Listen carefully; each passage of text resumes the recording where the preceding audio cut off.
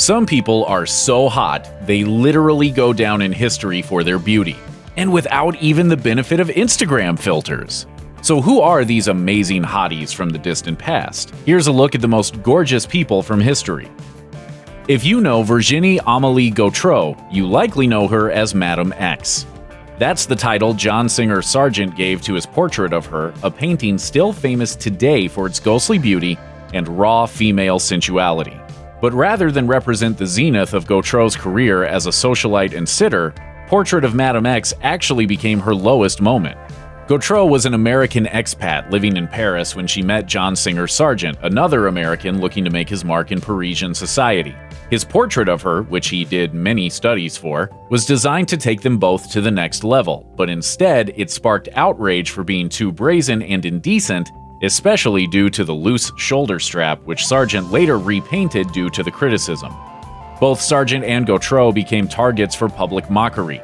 Sargent fled to London, where he soon became the premier portrait artist of his time, but the humiliated Gautreau was forced to withdraw from high society due to her damaged reputation, which was only somewhat rehabilitated thanks to some later paintings that were slightly more demure. Cleopatra's legendary beauty has been a pop culture cornerstone for centuries, which is particularly amazing considering we don't really know what she actually looked like. We do know that she had a flair for the dramatic. When she first met Mark Antony as an adult, she arrived on a boat with silver oars, dressed as Aphrodite, while costumed sea nymphs attended her every whim and servants wafted perfume across the crowds. And she did it all because she'd heard Antony was a lover of Hellenistic culture. But though contemporary accounts describe her as, quote, a woman of surpassing beauty, the one contemporary image of her, from a coin, doesn't really fit our modern ideals of feminine beauty. It may not actually look like her, though. Some have suggested that the image on the coin was just an attempt to give her an air of masculine authority. With a name like Nefertiti, how could she not be stunning?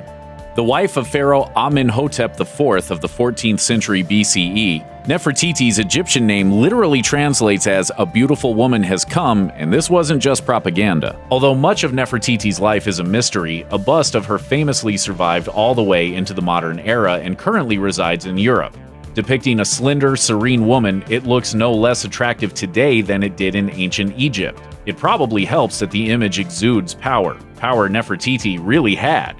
In fact, the queen was depicted in murals not just as a bystander to her husband, but as someone as capable of driving a chariot as she is of smiting her enemies. If you were a young adult in 1915, it's possible that your first romantic awakening would have come courtesy of a silent film called The Cheat, which was the story of a woman offered $10,000 for a night of passion.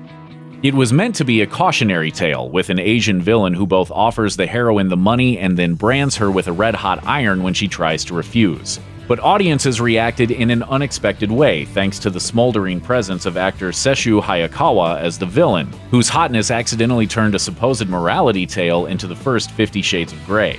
The role broke several taboos for an audience that desperately wanted those taboos broken, and Hayakawa became a sensation with hordes of fans swooning at his every screen appearance. Unfortunately, it couldn't last. The 1930 production code imposed all sorts of censorship in Hollywood, including banning all depictions of interracial desire on screen. The Asian heartthrob was replaced by mustachioed pretenders like Clark Gable and was stuck typecast as a regular, boring old villain stereotype.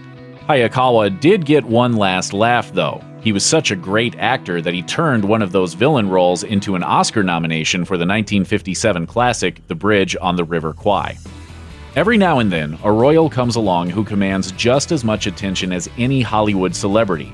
Born into Egypt's royal house in 1921, Princess Fauziya looked every inch like someone who belonged on the silver screen. The National called her, quote, strikingly pretty, and many contemporary magazines named her the most beautiful woman in the world. Early images of her still make her look like a starlet who could hold her own on screen with Katharine Hepburn. But Fauziya's life wasn't exactly a fairy tale. In 1939, her brother, the King of Egypt, married her to the Shah of Iran. But while Queen of Iran sounds impressive, according to the New York Times, the sad reality was that Fauziya was badly treated in Tehran by a family that didn't want her. She eventually secured a divorce, and by the 1960s, she'd faded entirely from the public eye, living a modest life in a small villa in Alexandria, with her new husband, with whom she reportedly lived happily ever after. Maybe there are fairy tale endings after all. Long before she became globally famous as Evita, Maria Eva Duarte was famous in her native Argentina as an actress with some serious style. A snappy dresser, she charmed everyone who met her, not least Colonel Juan Perón. As CR Fashion explains, the two first came into contact in the aftermath of an earthquake. They were supposed to be discussing an artistic festival to raise funds for the victims. Instead, Duarte wowed the colonel, who proposed in no time flat. Barely a year after their first encounter, Colonel Perón was elected president, and just like that, Maria Duarte became Evita, global icon. As First Lady of Argentina, Evita turned making an impression into an art form.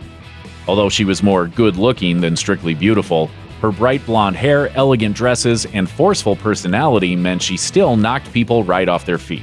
She soon became a political power in her own right, rivaling and even surpassing her husband, who was afraid of her leftist and populist policies. In 1951, Evita even became a popular choice for the position of vice president, but it wasn't to be. Faced with pressure from the military and her own husband, she declined the nomination. Just days later, she collapsed. It was soon determined she had an advanced form of cancer, and she passed away just a few months later at the age of 33.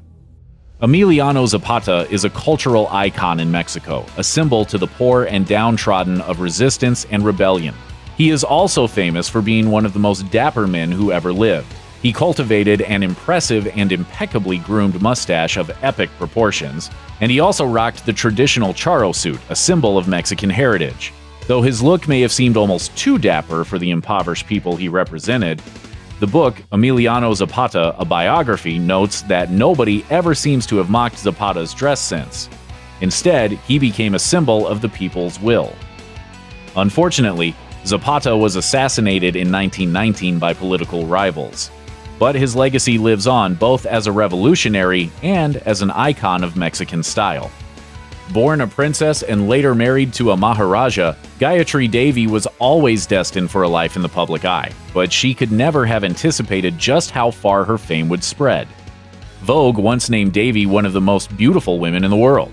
She was photographed by guys like Cecil Beaton and generally lived the sort of fairy tale life most of us would quite happily trade our day jobs in for.